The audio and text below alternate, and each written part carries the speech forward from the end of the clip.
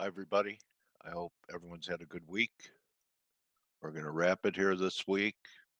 Boris Schlossberg, CNBC contributor, will be with us. I just want to acknowledge one of the pioneers to Forex analytics, my friend Ziggy. He's a great follow at Ziggy FX. And this is what he said today. The market's like a puzzle. Each day you must try to put the pieces together. It's like a jigsaw puzzle. So this is what I think is happening on the jigsaw puzzle. Good morning, Brock. So let's start off with really, I think the key to everything is yields, right? How much it costs, opportunity costs.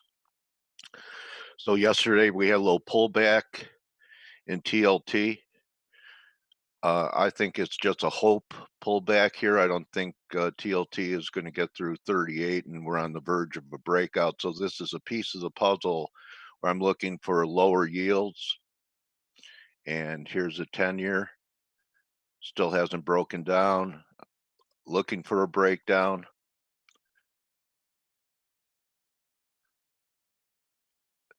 That is the 10-year. And here's the 30. 30 even weaker, got to the trend line and bounce. I still think this is a breakdown. So what's part of this scenario? I think is a flight to quality. Bank shares have had a lousy week because something we talked about this week is that the steepening of the curve has shifted back towards moving back towards inversion. So that's part of the puzzle. So if this is going to happen, let's look at the other pieces of the puzzle. So, and this is something Greg had talked about yesterday, looking for one more decline in yield. So, that part of how I put the puzzle together is with these guys. Okay. So you don't have to do a puzzle yourself, right? I mean, didn't you ever get together with your family and just throw all the pieces on the kitchen table and everyone tries to look at the different pieces, make sense of it, and try and find a piece that fits? Well, you know, I have a whole team, and all of our subscribers have a whole team when we throw the jigsaw puzzle out there to solve it. So that's a big edge for me. It could be a big edge for you too, especially since we're giving you an even additional edge by it costing you less to join our family. And don't tell me it doesn't cost you anything to be part of the family, your blood family. It may not always be money, but it costs you. But what does it do for you? It enriches your life. So this part of the puzzle leads to this. I'm going to wrap it up in case Blake wants to get going, but something that I asked Greg about here. Could we have one more extreme move up to new highs in the gold for a 3 up here? And I would think that if the bonds are going to rally, that we're going to have a pretty good rally in gold. I still think there's a chance because of this momentum here, and even the divergence was almost 80. That's a lot of mo. And on a weekly basis, we held, okay, under this week's lows. There's problems, but not, we are closing back to higher on the week after they tried to sell it off. So that's the second part of the puzzle. One more low in yields, one more high in gold. If that's the case, US dollar yen is in a topping zone. Okay. It had a decent week, but I don't know if I bought this breakout here at 70. Yeah, I'm up, 40 pips, but it's not that impressive. So we could get a breakdown here. And then the last piece of the puzzle would be risk off. So we'll see. That's the way I'm looking at the markets now. Euro, I just lost patience with being long in here. and I look at the week on Euro, and it doesn't look that great to me. You know, I've been giving it a chance. I've been buying dips for, a couple of months now, and there's been, 60 pip trades, 50 pip trades, but I look at this close, if we're going to close down here and we're actually going to have a weekly sell based on the 2-week off number, it needed to close over 111.59, so we're 40, 50 pips away. So it doesn't look good to me. And you look at the Dixie, and it's had a good week. It's actually a 2-week buy signal, and maybe we're going to get one more big rally in the dollar. Maybe FX Coal. FX Coal is the one who 109 you're looking for. Okay. Okay. Yeah. Well, I think we get one more rally there, and that's really the puzzle. The other part, maybe one more piece of the puzzle, of the jigsaw puzzle that I see is what happened in crude is real. It looks pretty negative to me. Greg also showed this, but this was the first tell up here. So we'll see. I just can't get short down here. I actually did it this day, although I was $1.50 early, it worked out. So that's a puzzle. Lower yields, peak in US dollar yen, another blow off in gold. What I'd really like to see, and it doesn't look like it's going to be this way, and that's okay, is with silver, have a failing rally in silver. Okay, I want to see what happens if highs are tested by either of these, gold or silver, and the one that's not making the new high would be your preferred short. So that's how I see things going home over the weekend. Thank you, Ziggy, for always supporting the Face webinar with your tweets. And guys, I hope everyone had a good week. I know that we laid it all out here on the floor for you guys. I know by Friday I feel spent, but I feel good that I've been out there trying to serve the trading community. You could see that Blake is doing it as well, twice a day, free webinars for you. So we walk the talk here. I know it's a business, but our motivation is to build up and edify everyone that reads our research and everyone who hangs out with us during our webinars, and especially all those who are in our members chat. So have a great weekend. Weekends are a good time to join because you can take your time without the heat of the markets. Yeah, I would say that. Yeah, everyone's saying, I talked to Brock, I talked to Blake about it. That everyone thought it's just a layup that President Trump with McConnell have it all sewed up, but certainly seems to be a lot of momentum, and probably not a coincidence that all these new evidence or witnesses are starting to come to play. So yeah, so if you really want to think about a big picture, Brock, I'm not saying this is a lock, but I mean, let's look at the weekly. All right. So Trump was elected. I have to look at the monthly. So if you really think he's going to be removed from office, this is a Trump rally. Okay.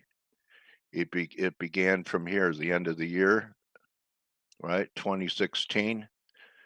This whole advance, if you believe that it's a Trump rally, if there something happens, and I look at him, he doesn't look that healthy. I mean, I don't want to, jinx him, but we have lost people in office, president. There are cycles, but if Trump goes away, why can't we negate the whole Trump rally? And I know this is a lot of the bears' targets, 2,200. So Brock, that's a good point. And with that being said, we're almost at Blake's number that he's been talking about for quite some time, some confluence in S&Ps. What are we, Blake, about 10 handles away from that number? From where? In the S&P, that confluence of Oh, the, no, no, no, we're above it. Yeah, we're about 10 points above it. oh, okay, I thought it was 33. What's 13? It is hold on one second. It was Give you a shot. 15. 15? Okay. 15, yeah, yeah. So you can see we're slightly above that confluence.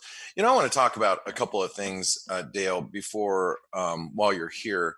Let me first and foremost mention Ziggy. You had mentioned Ziggy. He had been a longtime listener of my um, Morning Edge webinar. I'm talking like for years. I want to say 7, maybe 10 years.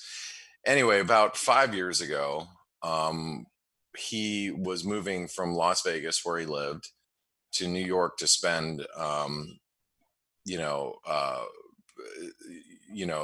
the you know the rest of his life. He wanted to be around his family and his grandkids, and so he was moving back to New York, and he drove through Phoenix from Las Vegas, maybe about 4 years ago. I would say, Ziggy, if you can recollect, it was probably about 4 years ago.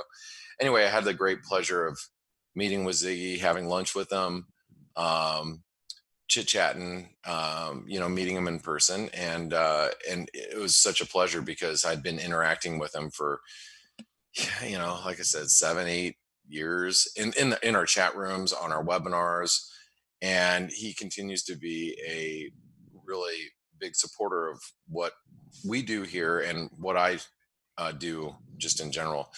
And he's really, just one of the nicest people you're ever going to meet. And Met him. he doesn't spend as much time in the chat room anymore because he's with his granddaughter a lot.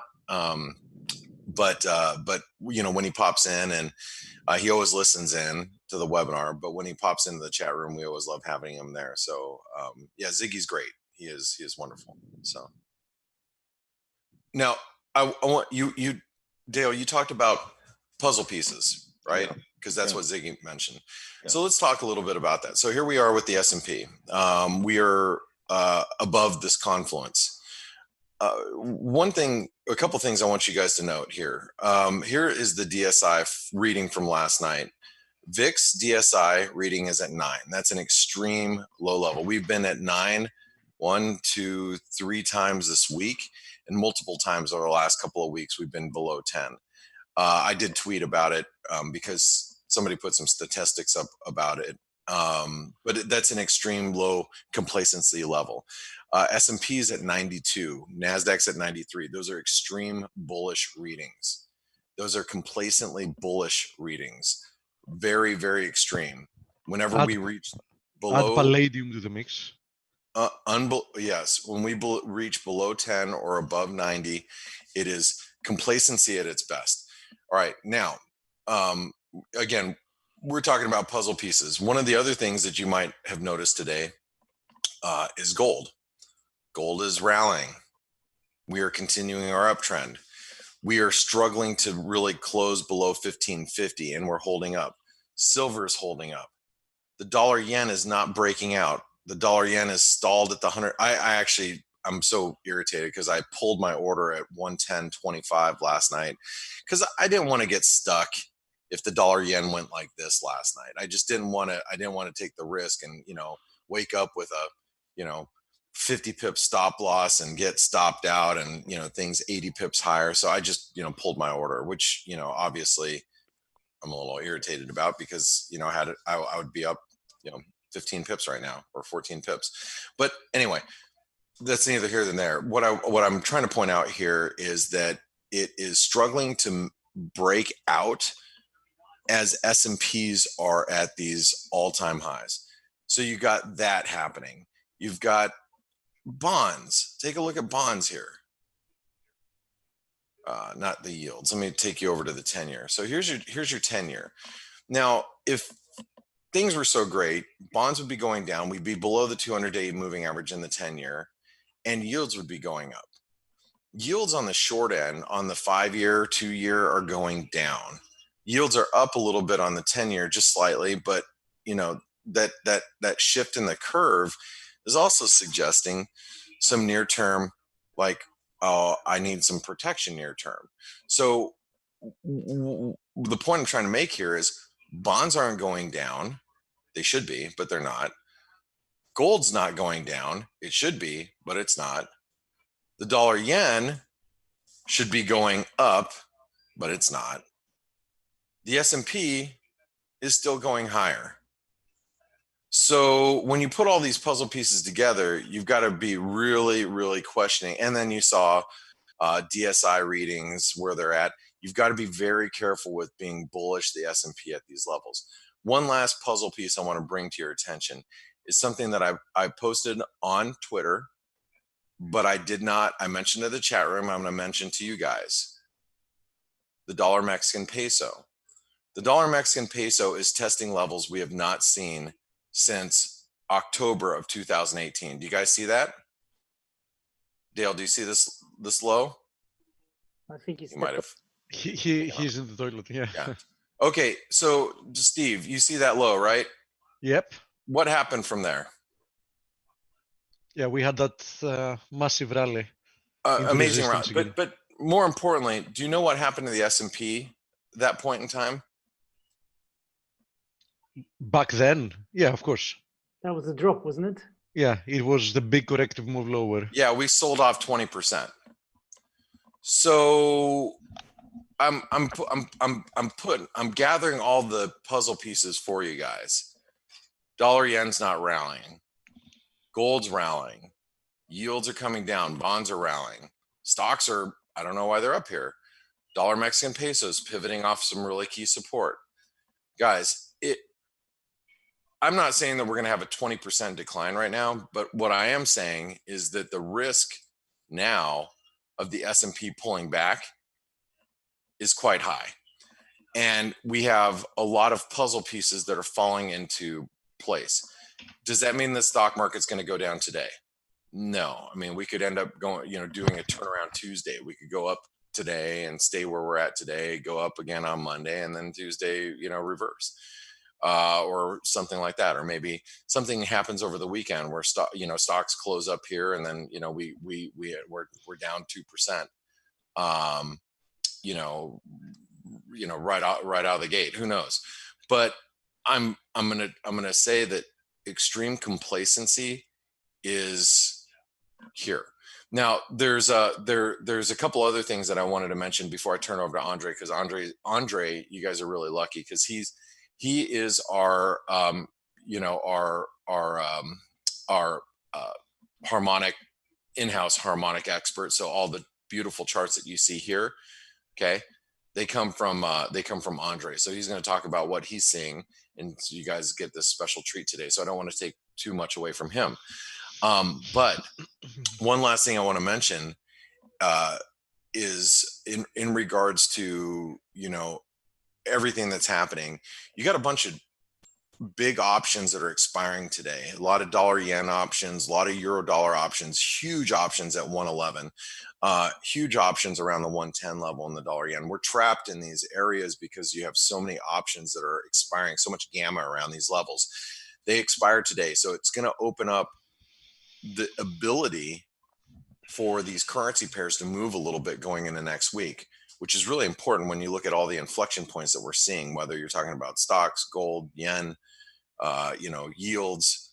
Does that mean the dollar yen can go to 109 or 112? Yeah, I can think it could go to either side. The euro could drop to 110 or it could go to 112. Yeah, we're at 111 today. What I will state, and I had this question in our chat room just a little while ago, JD asked, hey, Blake, if the S&P does come down, what do you think the euro will do? And my assumption is it will go higher. This has been my assumption all along, and it continues to be my assumption. And here's my case. The euro dollar is one of the biggest funding currencies in the FX market right now, as far as the majors go. If you doubt anything about that, go ahead and go long the euro dollar or if you've been along the euro dollar for any extended period of time, let's just say, 2 weeks or a month, if you've been long the euro anytime over the last year or 2 years, what you'll notice if you go take a real deep dive in your P&L is your carry cost for carrying the euro dollar is quite high. So you get paid, or institutions really get paid, when they hold short euro dollar positions because of the interest rate differentials between from the Federal Reserve and the euro, or the ECB. So when you have the ECB at zero and you have the Fed funds rate higher, you're going to get paid interest by holding short euros. That's great in a risk on environment. When that reverses, that dynamic reverses. If you guys don't remember what happened in the mid 2000s, the same thing happened with the yen pairs. Everything was honky dory, and then all of a sudden you saw some risk off and all the yen pairs took an absolute nosedive. You're going to probably see the same situation with the euro. You'll see the euro spike up. And if you don't believe me, you have to look at the euro and see how it even responded during this Iranian situation, which was very, very, I don't know what just triggered. Hold on real quick. Oh, it's a euro dollar. Just we're touching the support here. When all that Iranian stuff was happening, you were seeing spikes higher in the euro dollar. These spikes higher were due to people going, "Oh crap, I'm short the euro. I need to get out." And they were very mild, but you know what? The stock market retracement was very mild too. I mean, we saw maybe 1.5% pullback, and then the markets just resumed higher because, as I told you at that point in time, there's no reason to really be short stocks. I mean, it's just it wasn't a big deal. People were making a much bigger deal than it should have been, than they should have been. And so the euro obviously is come off again because we're at highs.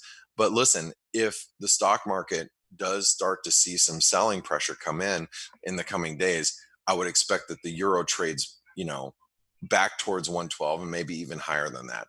So you guys have to be really careful. And by the way, I have no euro dollar exposure right now. I have been buying dips, but I've chose to trade a little differently today. If you're part of the Forex analytics community, you're in the chat rooms, you know what I'm doing. But I'm not long the euro at this moment, but I sure as hell wouldn't want to be short. Let me just put it that way. All right. So with that being said, I'm going to pass it over to Andre, because I know Andre is here, and Steve, obviously, and Stelios and Coach, and everybody else. But I want to hear Andre's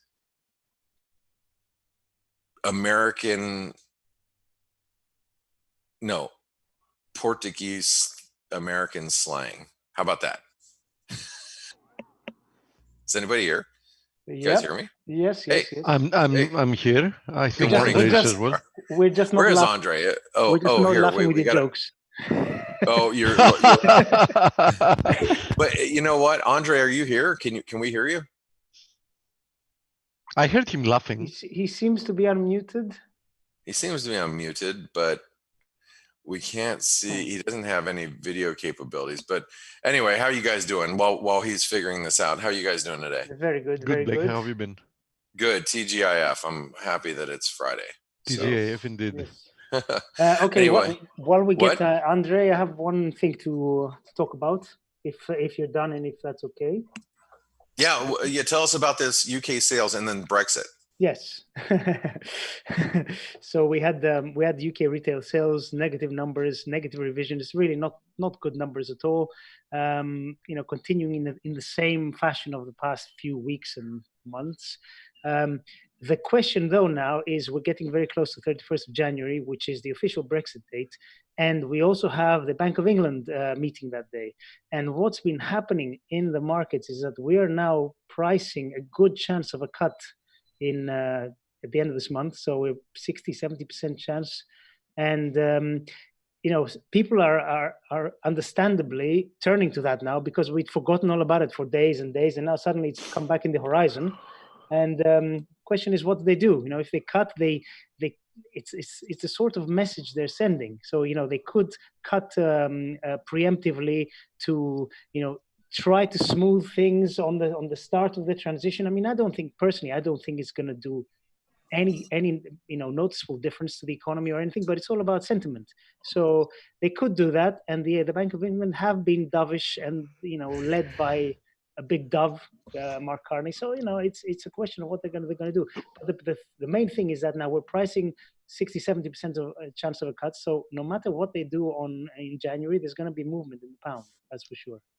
All right. Well, one of the I was just reading a research piece this morning that was just saying that we got the Bank of England might kind of mute the data a little bit, and so it'll be interesting to see if there is a bounce back. As a bounce back going into the beginning of the year, especially now that we've gone past the main Brexit issues. So anyway, it will be interesting moving forward, and you can see the cable downside has been very limited.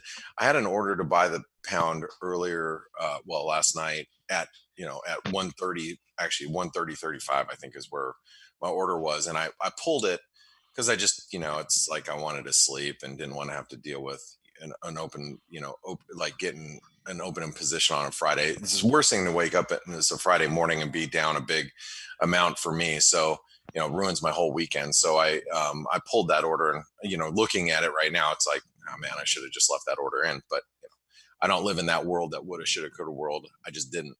But anyway, I'm going to pass it over to you guys, but you guys keep an eye open for the Michigan numbers today. Those are going to be fairly important as all these options roll off. And Steve Stelios, I think Andre's mic is fixed, so I'm going to pass it over to you guys. Thank you.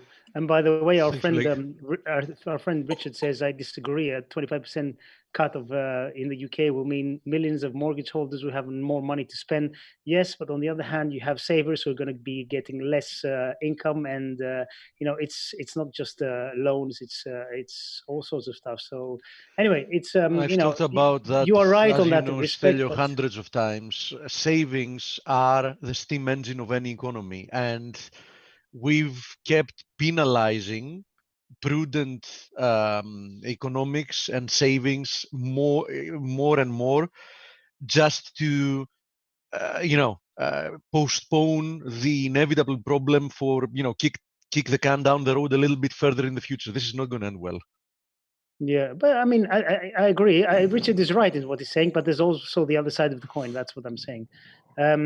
Okay, I think we have numbers in a minute and a half, and also we have Andre joining. So maybe we go through the numbers, Steve, and then we sure. Blake, if you're still here, you can go ahead. I think it's the best. Anyway.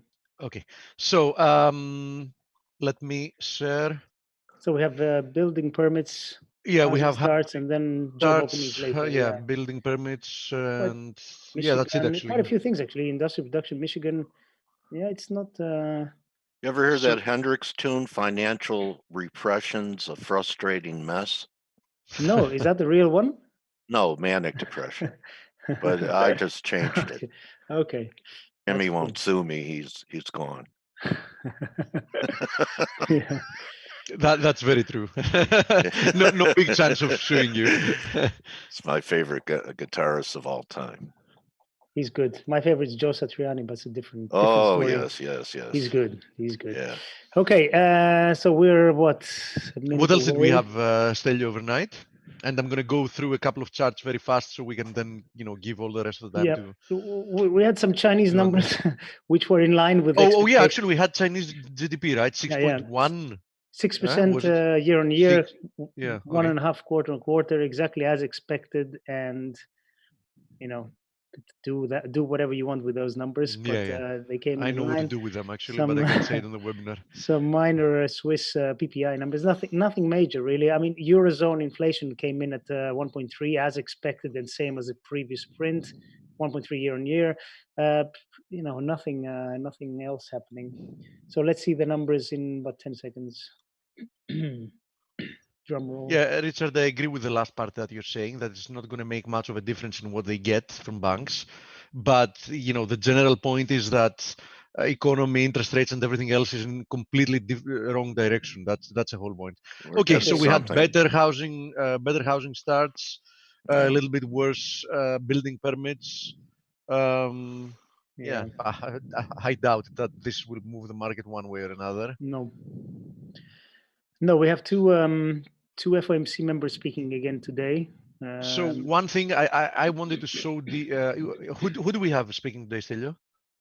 Harker and who was the other one? Quarles. I don't know how to pronounce that name. Okay.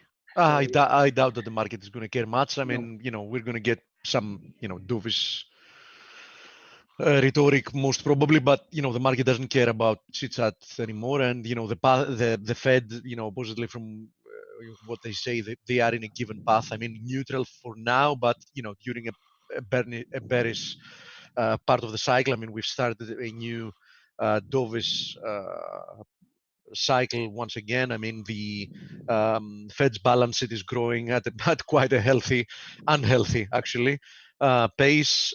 We know that the next move is going to be lower whenever we see that. I mean, Powell was quite clear that the only way they would even consider moving higher would be if they saw a big sustainable increase in inflation. So and they don't even care to define what that is. So not happening anytime soon.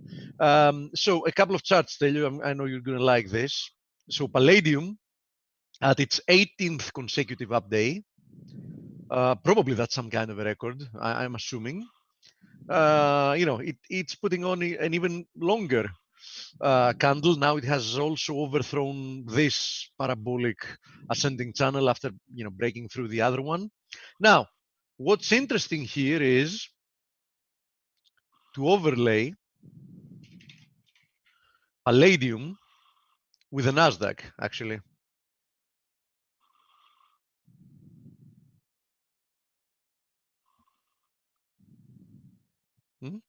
I mean, from this point on, as you see, it's like, actually, wait a second, is this the right ticker?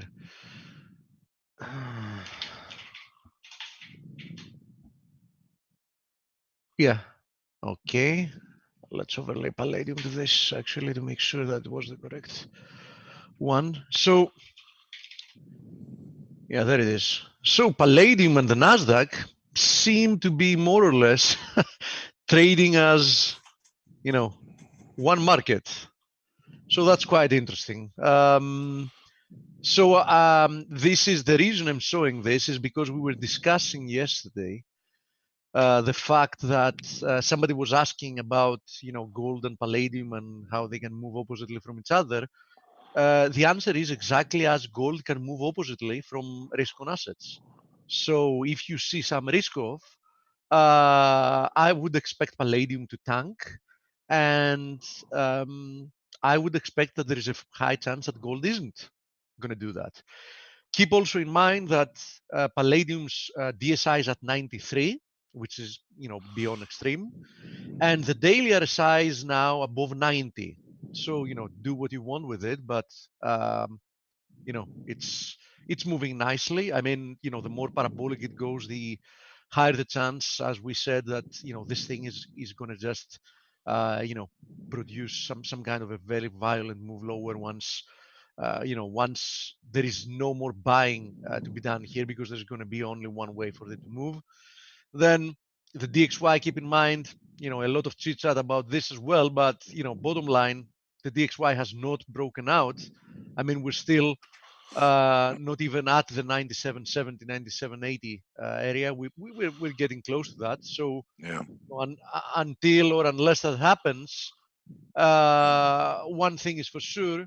I mean, the DXY remains very well bid here, but look at what all the metals are doing. I mean, it's very likely that gold has already broken out the upside. No comment about, of course, palladium. I mean, this is completely nuts. Platinum has broken out to the upside. Silver seems to be breaking out from this pennant. If that's the case, we're going to find out soon. Gold, same deal here. So, I wouldn't be surprised to see one more push to the upside. I mean, 1625 is a nice juicy target here in gold, which is going to be this 161.8% extension of the and the third drive. Yeah, and that I've been since you're talking looking about, for a yeah. third drive, coach, yes, indeed, that's also gonna be a third drive as well. You know, Steve, where you're talking about some of these exotic precious metals, I think our attendees should know that even precious metals have industrial uses. Oh, So absolutely. the Especially reason palladium. silver, yeah, Palladium right. mostly has an industrial usage. That's why it's more vulnerable to an economic Exactly. It's not a downturn. monetary. It's not a monetary metal. Right. It's an industrial metal. Yes, That's exactly. right. Okay. Yeah. Yeah. Keep Like in mind copper. that there is a lot of speculation. I mean, not actually, that's not speculation. I mean, there is the concept that one of the reasons platinum has started catching a bid is because it can actually replace palladium in some of the usages. So with Catalytic palladium, converters. yes, with palladium having become that expensive, what happens always, coach, when we have any commodity, going nuts in Yeah. price, Trying to replace a the, substitute. exactly, there is always going to be a drive for substitutes. And what does that do to the price? That's what palladium was for platinum. Yes, That's in some what's aspects. part of it in catalytic converters. They started using palladium, I think, instead of platinum because it was cheaper. So now that things have become extreme, I expect that it's going to be very, very soon. I expect actually next week to see like a sharp move lower in palladium, because as I said, this move higher is really unsustainable. I've already started shorting a very small position, or just 1/3 of a position, because you can't go with a full size position in this kind of markets, because they can really go parabolic. I mean, we're 4.6% higher than we were yesterday, so you can't go with a full position, because you can find yourself in a very hard spot. But I feel comfortable here, starting to build slowly a position. And if I see like a reversal, then I'm going to add on, because this is not the kind of position you want to build by adding too much on the way up, because it's already a huge outlier, the fact that we've had 18 consecutive up days, and some of them are like huge candles. So it's better in these cases to just build a small position and then add when you have confirmation that it's reversing than the opposite. Reason for palladium rise is China cleaning up its head. That's as well. Rhodium as well. That is a good point, Richard. XPD market is not liquid. That's true. It's not that liquid, but that doesn't mean that it's not. And perhaps that's one of the reasons we've seen the move go so parabolic. But this is a double-edged sword, Martin, because a market that isn't liquid can produce violent moves to the upside, but it can also produce violent moves to the downside, right? So illiquidity doesn't work only for bullish markets; it also works, for the opposite direction as well. So, it might be exacerbating the move to the upside, but it will do the exact same thing once there is no buyer left in this market in the short term, and everybody's like, okay, now we need to stand aside, and then it's going to collapse. The USD-CNH going up would be risk off. Yeah, but USD-CNH isn't going actually up. I mean, USD-CNH has been moving lower within this channel. And I'm actually, since you mentioned it, it's a good opportunity to show this, because we are approaching support. It remains to be seen if this channel is actually going to play out, or we might see a sharper move lower, because if we go through this channel, then we might be seeing a good indication that the move that has started lower is not corrective, but it's a change of trend, right? Usually these type of channels do a good job in defining that, if you have a corrective or an impulsive move. Anyhow, those were a few fast comments. Andre, is your microphone okay now? Are you ready for it? I can hear some static, but nothing more than that, Andre. Let me go through the questions. I'll let you know if I can hear your voice. Does your data also show that the Fed balance sheet has begun to contract? I haven't checked this week. I check once per week. I check every weekend the Fed's balance sheet. But I can tell you that until last week, That was not the case. The Fed's balance sheet was actually still inflating. So I'll let you know on Monday. I'm going to check during the weekend if that changed during this week. But I seriously doubt it. I mean, doubting it doesn't matter. I'm going to check the date and let you know on Monday. But really, I don't think that's very likely. I'm from the UK. The sentiment on trade deal I noticed globally is underrated. The cuts will have muted effect. I agree with that. I mean, one cut is not going to do much of a difference to the pound. I totally agree. For me, it's a buy on dips. Pound is undervalued. Yeah, pound is not that undervalued anymore as it used to be. But I agree with you. I mean, the only thing I see here on this chart is a horizontal consolidation within this triangle, and I still think. Steve? Hey, now we can hear you. Okay, thank you. Good. Okay. Good, perfect. So to finish this, so I'm with you. I mean, I think it's a likely scenario that the next move is also going to be higher. So I also think that buying dips until proven otherwise is still the way to go. So Andre, what do you have for us?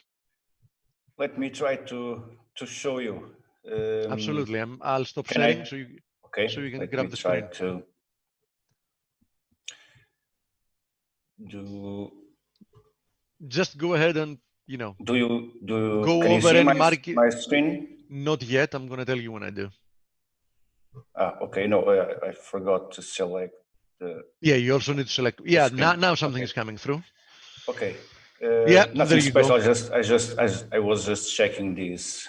Cisco. Cisco. Yeah, Yeah. just checking Cisco, breaking these eventual next zone there. It's an interesting behavior. Well, a lot of things I can show you. Obviously, Steve, as always, we have just go to whatever market you want based on conviction. So go through the markets that you have the highest conviction on. Yeah. So let's start with the DAX and with the daily time frame chart.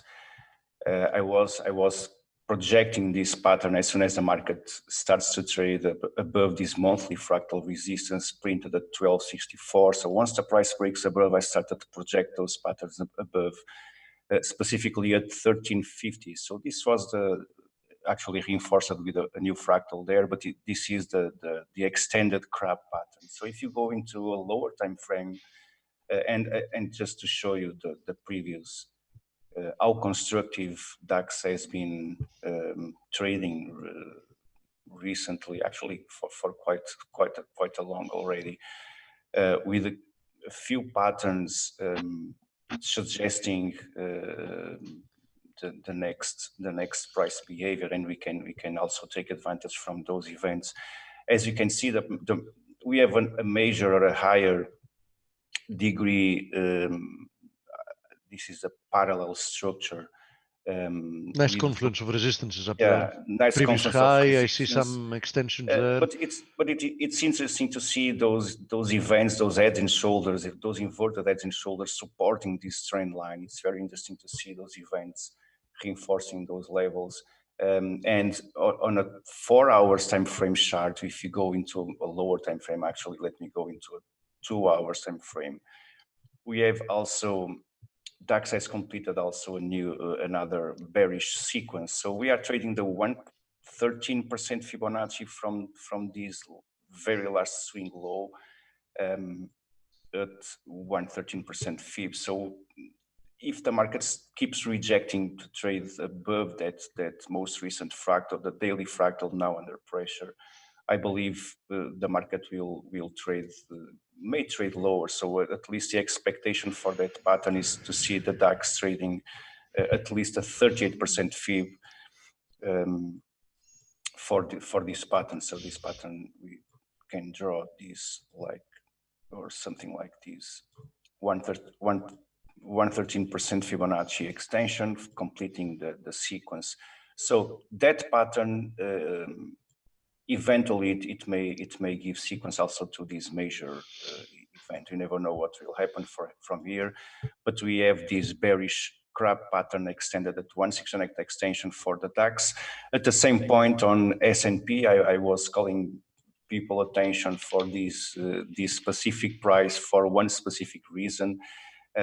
I remember on January last year, I was saying if this was a 15 minutes time frame chart, as soon as the market breaks above these highs, I will see the market trading higher, and eventually I will see the market searching for that 200% Fibonacci extension. And I remember as it was. There you go. The market found it. and the market actually found that level. But obviously, we never know what will happen from here. And the market is extremely heavy at this point. I'm not so sure if the market will not trade even higher from here. We keep inside this tiny and shiny ascending parallel structure. We need to see more for that to happen. So this is S&P also trading my 33.15. On the other side, we have WTI also reinforcing this is a lower time frame or a lower degree event. So reinforcing. Yeah, I have the same trend line with you there. Yeah, we have this ascending support there. If you go into a 2 hours time frame chart, I published these charts before this completion point being hit. So before the market breaks above. Do you expect this rebound to be corrective? No, eventually it can be a corrective momentum. So we have this nice impulsive swing here, Steve. Because Gregor was here yesterday. He is expecting a corrective rebound, and I as well. I mean, I view this market more or less as he does. So I think that you know, this rebound is not going to be long lived. I think it's going to be quite short lived. I'm not sure of how long it will be, but I'm sure about the ratios that those patterns tends to find for to search for. So 38.2 confluences nicely with the previous lows there. Previous lows there. Eventually, this is a 2 hours time frame chart. Eventually, the pressure from that 200 moving average also approaching from above. Eventually, it will make some pressure. So 38% fib, it's the minimum expectation for the pattern. This is an extended pattern at 224% fib, reinforcing this ascending structure support and reinforced already by 2 fractals, the daily fractal below and a few points above, reinforcing also the potential for a bounce from these levels. So at least a 38% fib, it's the minimum expectation for that pattern. Then on silver, I saw the market rejecting, first of all, we have a fractal there, but rejecting these previous trend line resistance or kind of, and reinforcing this trend line support, this green line that I have drawn here. Yeah, the big question is, do you think that this is a continuation to the upside for new highs, or you would be looking to short this move? Who knows? Let me see how the market will react as soon as the market approaches those levels, if that will happen. We never know if that will happen. 1844, this is the 168 extension. This is the previous structure highs. Eventually, the market will feel some pressure there with the golden fib, actually also the 61.8% Fibonacci retracement, just a few points below. So we have a nice cluster there at the previous structure highs. I need to see a breakout of these previous highs at 1815 to validate or to increase the probability to form that pattern above. So that pattern is nothing more than eventual bearish shark pattern projected at 168 extension. And as you know, and as I used to share among our community, that pattern can also extend to 1874. So let's see how the market will react from those levels if the market approaches those levels. At this point, the market is feeling nice pressure at 38% fib. So as we know, a rejection of that Fibonacci retracement, it can produce some pullback at this point. So I will not ignore that possibility without filling those criteria above. But as I used to say, I search for those events and for those trigger points. And then I react accordingly. So I don't know if the market will trade at those levels at this point. I was, and I still am positioned from below. So I found a way to enter into a long as soon as I saw the retest of this structure and the reinforcement of this structure support, the 50% Fibonacci also supporting the price there with the 200 moving average also pushing from below. So I took that opportunity. I don't know what will happen next. If the price approaches those levels, I believe that it may feel some pressure there. I have nothing specific for gold. It will follow the same thoughts as for silver. Someone on our chat has talked about the eventual edge and shoulders. Eventually, the right shoulder is starting to fade away. So eventually the market will reinforce that next zone before printing the right shoulder. And actually the price behavior is not so it's not familiar, or it's not so not synced with the default symmetry. So it's starting to fade away the eventual formation of this right shoulder. But what I see is and note that we are trading the monthly fractal resistance. So this was a fractal printed last September. So we are actually threatening the recovery of that level. So in the recovery of that monthly fractal resistance may increase also the probability to trade lower from here. If the market trades above these 1563, that will open the door, that will open, let's say, the window to form patterns above, and very similar as on silver, the confluence between the golden extension and the golden retracement level, forging a nice box there, retesting also previous structure highs. Let's see how the market will behave from here. We have nothing specific in terms of completed patterns for the metals.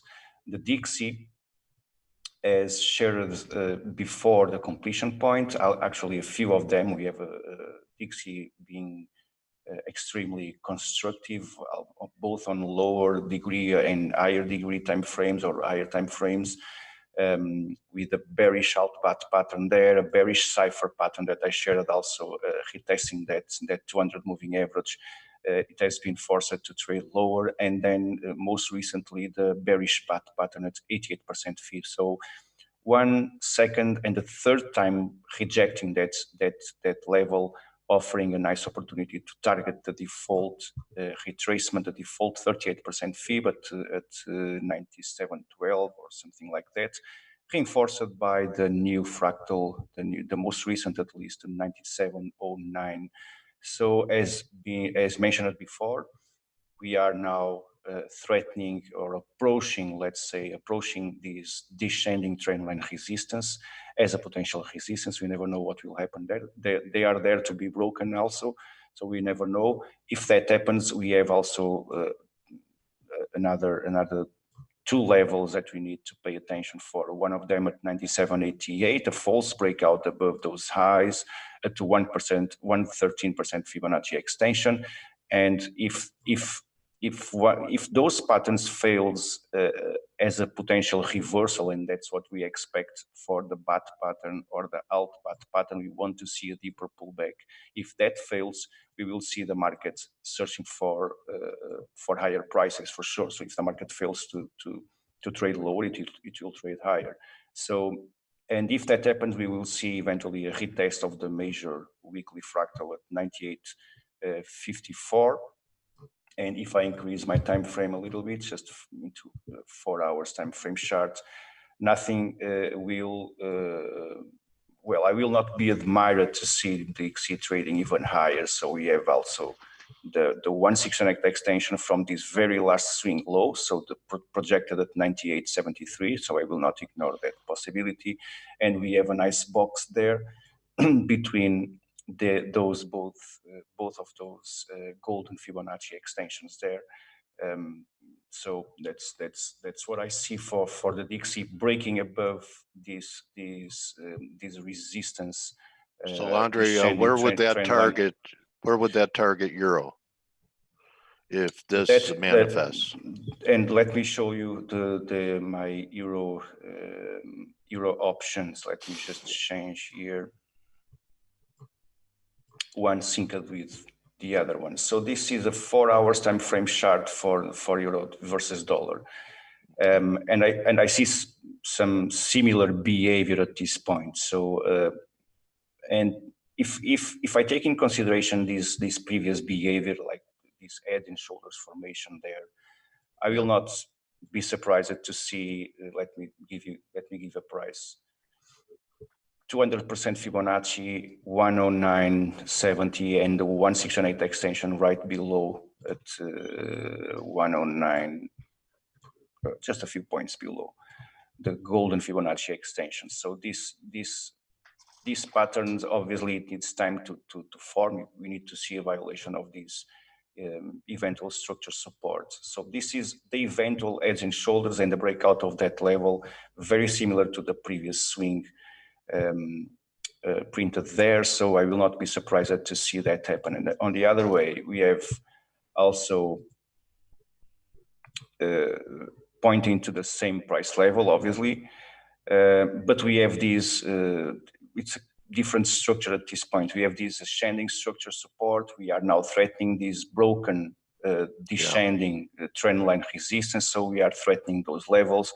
I will not be surprised to see, it's kind of confusing, this chart. I will not be surprised to see a bounce from those levels. We have the fractal there positioned, well positioned. Quite a mess.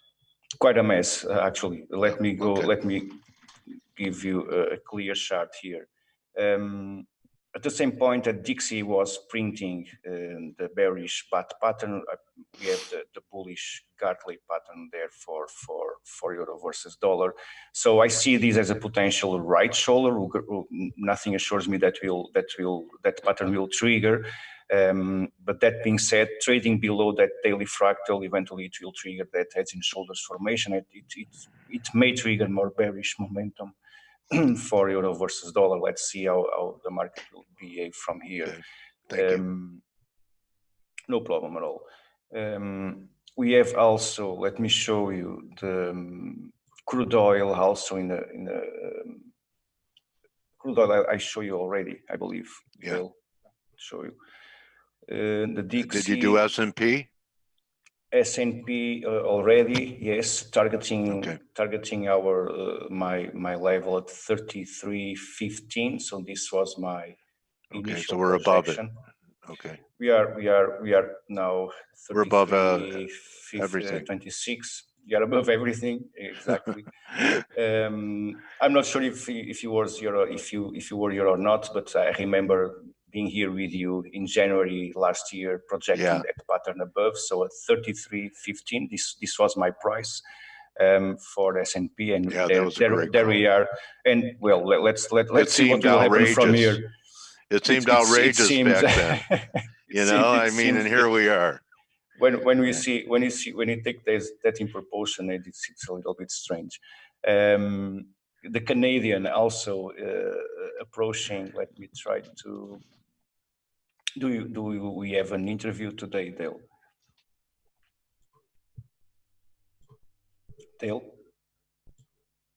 I think he's away. I'm trying to push my Canadian chart, but somehow my trading view, okay.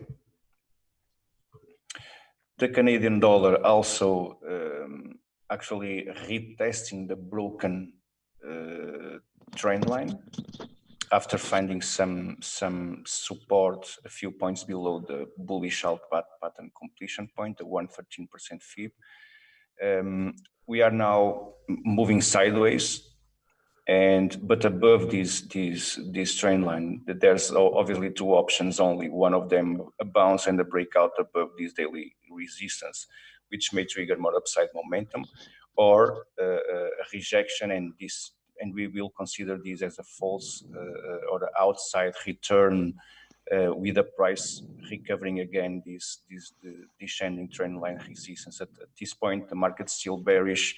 You have a daily on it to wrap it up for some more longer term look, because if crude is peaking, there could be something better rally maybe. I've published for our community, actually, I believe, this chart. Let me try to give you a price. Okay. An extension of this very last swing high projected at 168 extension. So that will be my ultimate level of What? pressure. 32? The exact price at 22.29.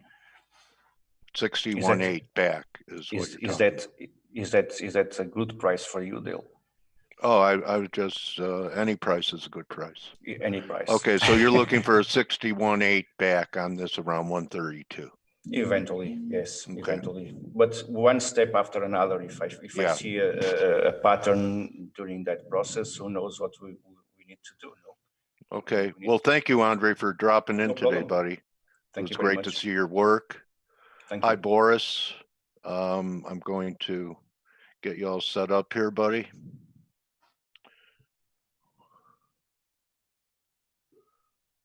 Okay. You're unmuted. And Andre, if you would just stop your share so Boris Of can course. share. Okay, let me Hey, stop guys. share. Hey, Boris, how are you, partner? Hello. Great. Welcome. Okay, so have you been in Zoom before? Yeah, more or less. I'm going to Okay. share my desktop. Okay. All right. You guys, Good. are you guys seeing it? Yep. See it, hear it. Welcome right. back. And I'm interested in what you talked about last night, your Okay. outlook for 2020. That's All right. your Well, theme, right? yeah, absolutely. We'll talk about that. I just bought gold at a bad price. Because I was late, so I bought it up a little bit. But we're basically long at around 15.55 right now. Stop 15.50. Try and get it out around 15.58. I'll explain to you what I do with that on a daily basis, but I think you guys are going to find it very, very interesting. So anyways, welcome. Let me see Yeah, if I welcome back, buddy. can, good to Been be a with you. while. We did a massive presentation yesterday. And if you guys, is there a way for me to share a link here, Dale, or anything, or like to the group, or should I just show? You should be able to post a link in the room as a presenter in the chat. You could post it in the chat. In the chat. Let me see. Here we go. Chat. So you have a drop-down menu for, chat, questions. The chat is under more. See where it says more up there? Right, yeah. That's so obvious. That's just Okay. it's just beautiful, right? They could make it less convoluted. Okay, just one sec. I'm just going to pull up this link, because the reason why I wanted to give you this link is because if you guys are going to have a lot of questions, we're not going to have the full time to do the presentation. This has the PDF of the presentation, so you guys can look at it. So here you should be able to. Wait, did I see the link? Did everybody get that? Yeah. Okay, awesome. All right, so here's the link, so this way you won't have to bother me with questions on this. Okay. Bother you? Wait, hold on. How do I get rid of the just exit? Okay, I exit out. All right, so we're still looking at your gold chart and your setup. Yeah, my gold chart. Gold's been a monster. Blake's been posting about the fact that it's doing the undoable, which is, gold is rising as equities are rising, right? That's it's a very, very unusual situation. This is a very specific setup, and I'm going to go through this with you because this is like one of my favorite day trades in 2020 that I'm going to be doing this across all instruments. Whether it's going to work right now, of course, you never know. But principally, I just love this particular day trading structure. So I'll talk about it a little bit later. But let's start. What was the time frame on that you're This using? is like, it's a 5 minute. It doesn't matter. It's all a price structure. The beautiful thing is it's a 5 minute chart. The beautiful thing is this is, and I'm going to show you daily, weekly, monthly structures, and we'll just, you'll just give me instruments, and I'll show you how this works. And you might find it very, very interesting. By the way, this is what you're looking at right now is like a little proprietary trading view indicator that we have at BK. We have a whole bunch of interesting proprietary trading view indicators. This uses a particular strategy called Runner, but I'm actually using it on a pure Fibo basis. Like, I can't tell you how simple this particular idea is, and how it's going to blow your mind as to how accurate it is. But before we get to all the trading strategies, let's talk a little bit about what's going on in the world, right? Best trades of 2020 market outlook. By the way, Dale, when they chat, since I'm not following chat, will you be able to just give me Yeah. the questions? Sure. Okay, so that you'll be my wingman on all of this. Okay. Got So, it. welcome everybody. Because you don't know me, I'm Boris Schlossberg, and my partner Kathy Lean, BK Forex, which is actually going to be like kind of a misnomer because in 2020 we're doing a very, very big change. K is trading FX only, and I'm actually trading all of the indices and instruments. I don't know, if anybody in your room trades futures, Dale, but the CME, we work with CME. We're under contract as commentators for CME. But CME last year came out with something called the micros, which are the tiny, tiny, tiny little versions of the E-mini contracts for S&P. Oh yeah. What's each handle worth? $5 or something? No, nothing. That's the beauty. NASDAQ, each handle is worth $2. While Okay. in the Dow, it's 50 cents. In Wow. the S&P, it's $5. Oh, So that's what I thought. Okay. it's literally amazing to be able to trade that because you have this incredible granularity. It's, I've basically completely changed my whole trading away from FX at this point. Not because I don't want to trade FX, but just because people wanted to do indices. We've never had the opportunity to do indices because they were just too large, I thought, for most people. And Well, plus there's more trading opportunities with FX having record low vol, right? Unbelievable. Yeah. There's so many more trades coming up in, there's like literally 1,000 trades in indices every day. And, there's 0 trades in FX. Be that as it may, Kathy has been doing an amazing job in this low volatility environment. But yeah, I just think this is the exciting product, and this is a global product. This is obviously very great for U.S. customers, but almost any customer across the world can open up an account with a brokerage firm and be able to trade U.S. indices 24 hours a day on a centralized book. Just to kind of give you an idea of like what that looks like. So this is gold, but this is the S&P 500, and you can make bid ask. You can do anything you want. It's exactly like the big boys with just tiny little costs. So it's just so much bigger. Volume huge. Yeah, like it's their biggest volume, new product volume ever. I think they're up to like 300,000-400,000 on S&P. I think maybe 250,000 on NASDAQ. Okay. Like this is the S&P that's it's 16, 18 all the time. This is all pre-market, and then it's still pretty active. Okay. It's not like the point is if you want to do size, you obviously don't want to trade this, but the whole point is that 99% of people don't want to do size. You don't want to be in a position where if you make a mistake on NASDAQ and you lose, let's say you're 50 points out of the money. In this case, 50 points out of the money is only $100. Right. If you're on the big contract, 50 points out of the money is $1,000.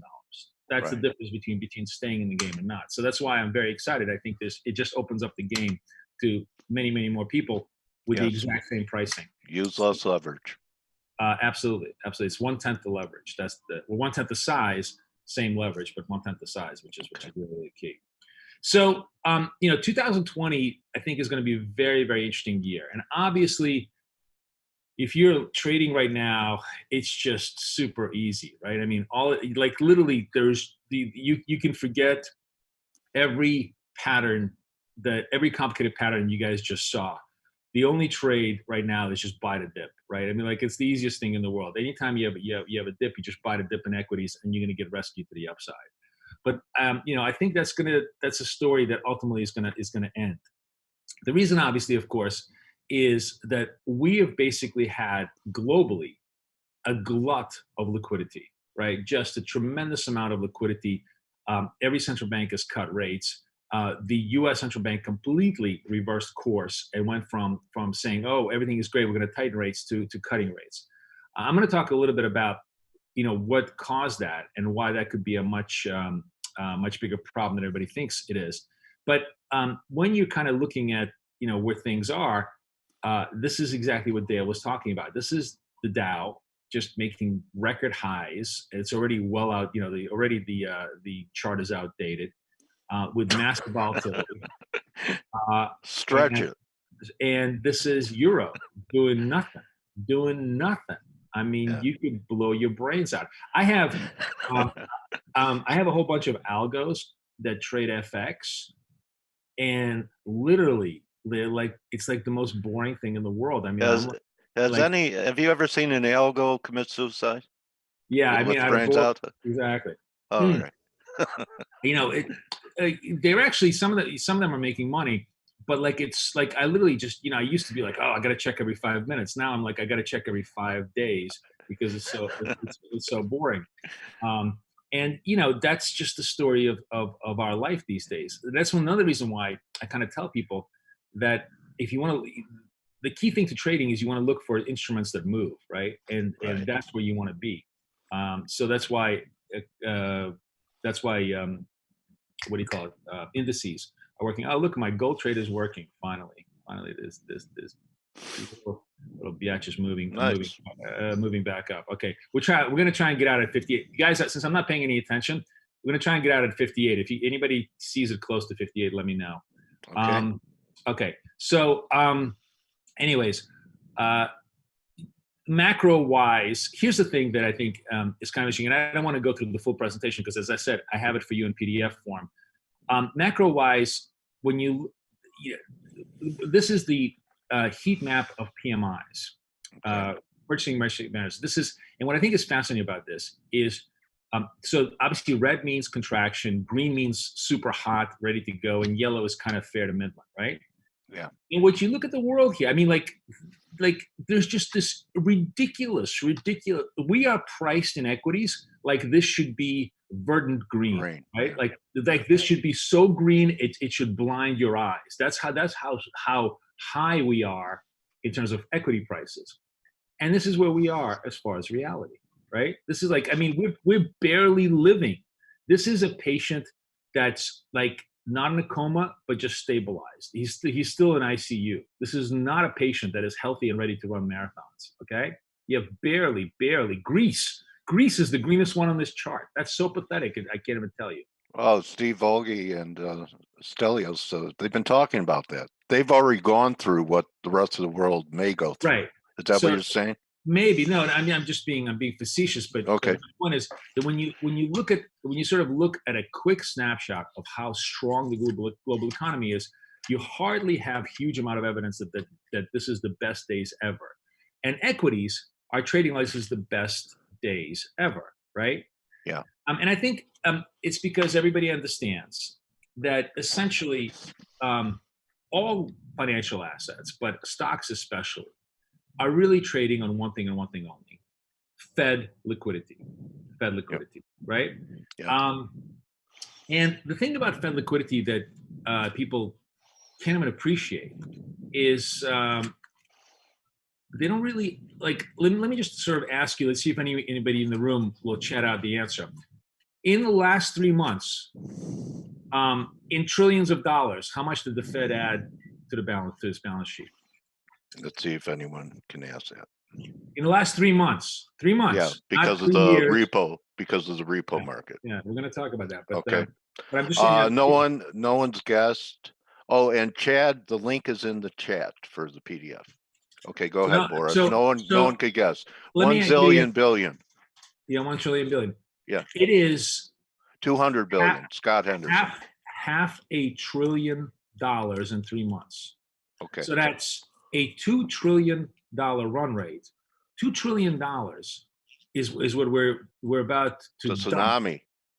into the market. That means $2 trillion of fresh money to be used for speculative purposes. Okay? That's the pace we're on.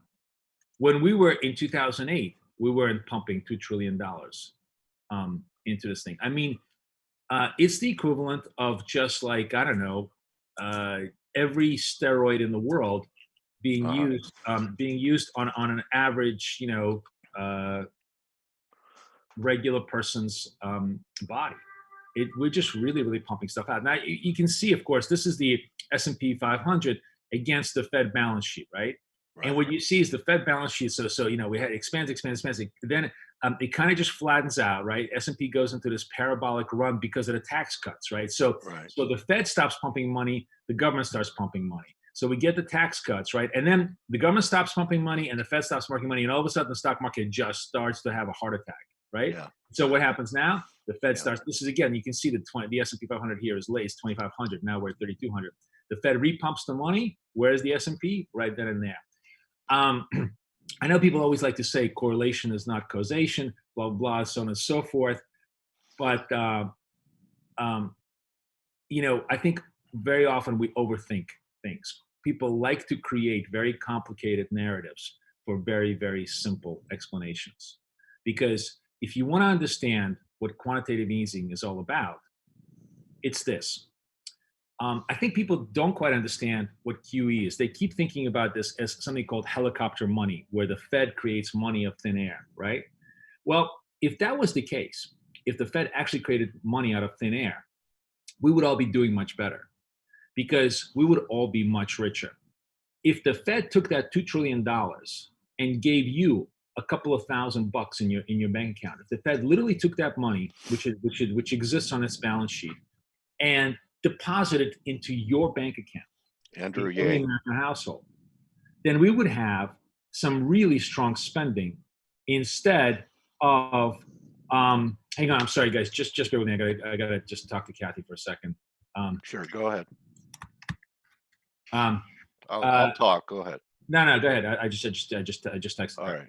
So the Fed didn't do that. The Fed didn't give us all. The Fed created all this money, but didn't give us all the money. What they did was they bought bonds with that money, right?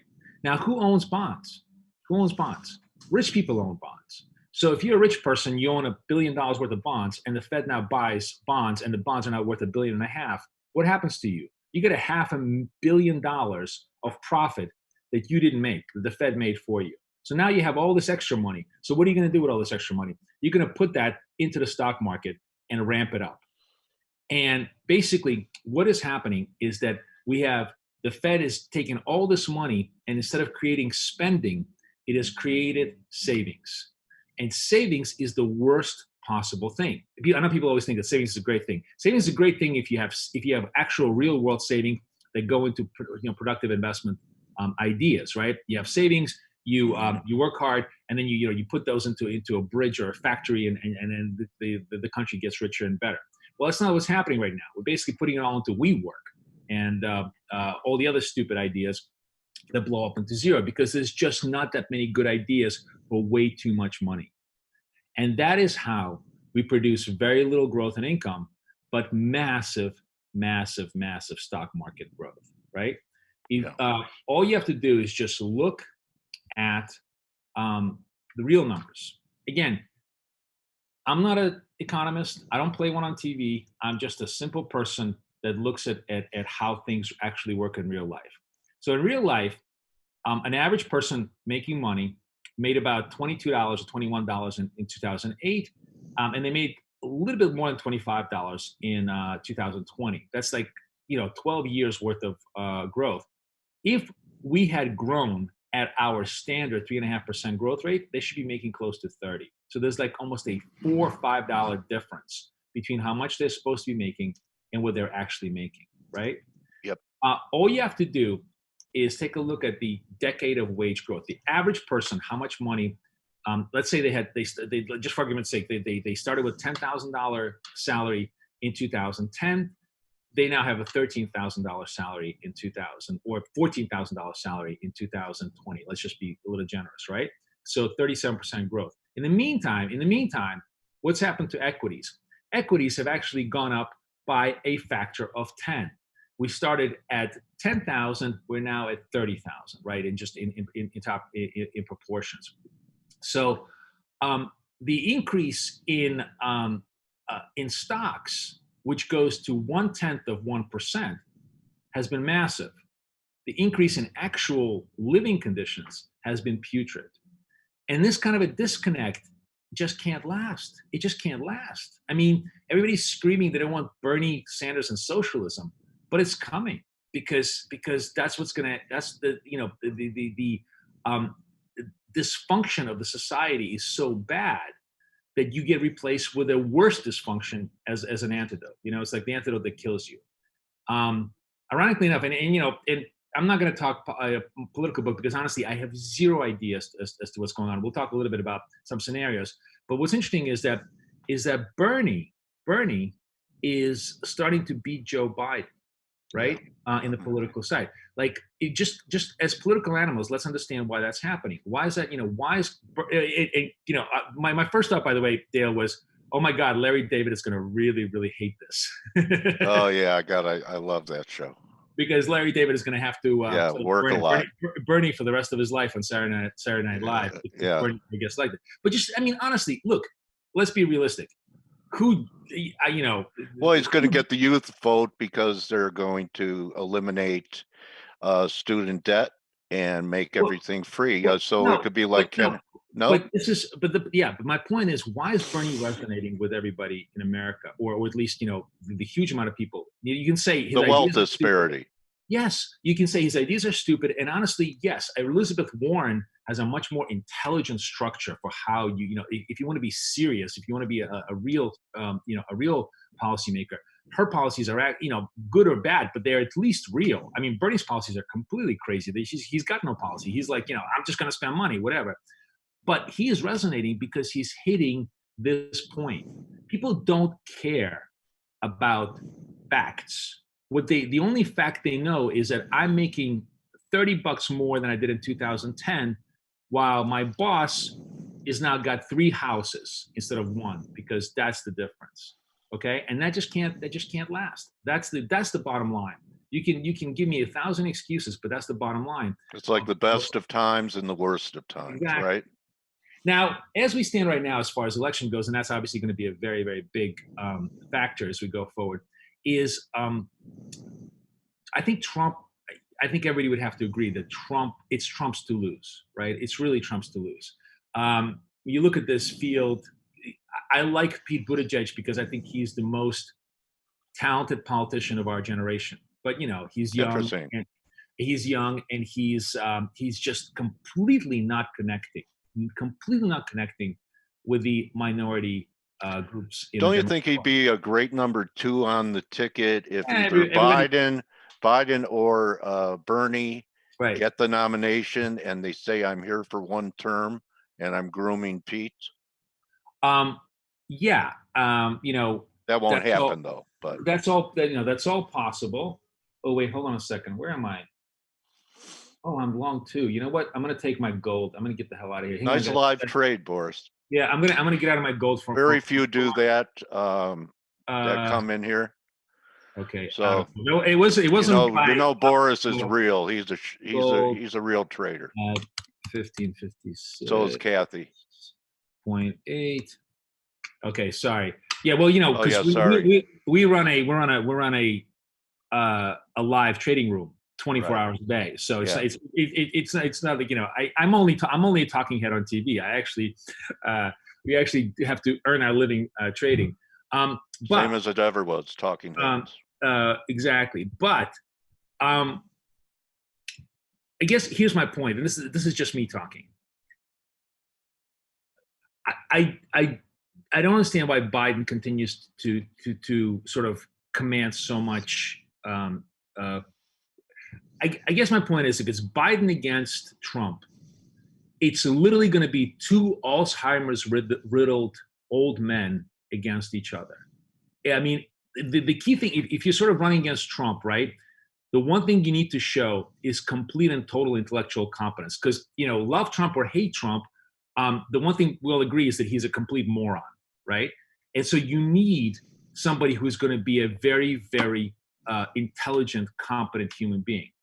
And with, maybe I'm just completely, maybe the whole American population just wants to see morons run the country. Maybe that's why I'm completely befuddled as to why Biden looks so strong against this. But to me, it's 2 guys who should both be in a nursing home because they both have Alzheimer's. But, be that as it may, that's essentially the political story as it stands. And I don't want to handicap anything because there's nothing to handicap. Maybe by mid-June, none of these guys are even going to be candidates as we go forward. Who knows? What we do know is numbers. And we know that when we look at the election year, here's how assets perform, right? And this is what I think is super, super interesting. So there's obviously a lot of up and down, and there's what's interesting to me is kind of how different this marked contrast in euro, from last century to this century. But what's really, really most interesting to me is the marked contrast in gold from last century to this century, right? If you look at gold just on a purely correlation, serial basis, every year has been positive. And this year is no exception. No exception. Yeah. Gold is at 7-year highs. That's really, really impressive. And the question is why? Right? The question is why. So I'm going to give you a whole bunch of reasons. And I don't know if any of them are real, but more importantly, I'm going to give you a whole bunch of trades, and that's going to be, I think, much more interesting to you guys as to how to play this whole trend. So the reasons, political risks, right? Nobody knows what the hell is going to go on. I think the biggest reason, in many ways, deficit spending, and we're running $1 trillion deficit right now. But more importantly, in order to finance $1 trillion deficit, the Fed is going to go to zero interest rates. Remember, what does gold love most? What does gold love the most? It loves no yield. You got no competition. Yield, no competition. It's the ultimate mafia hit place. Gold is just the absolute winner when yields go to zero. And I think, all the bullshit aside, this is really this is the reason why the chart looks like this. This is the reason why if we go to the dailies, the chart looks like this, right? And we're going to talk a little bit more about that in just a minute. So anyways, here's what I want to talk to you about. There are a whole bunch of risks that nobody in the mainstream media is talking to you about it.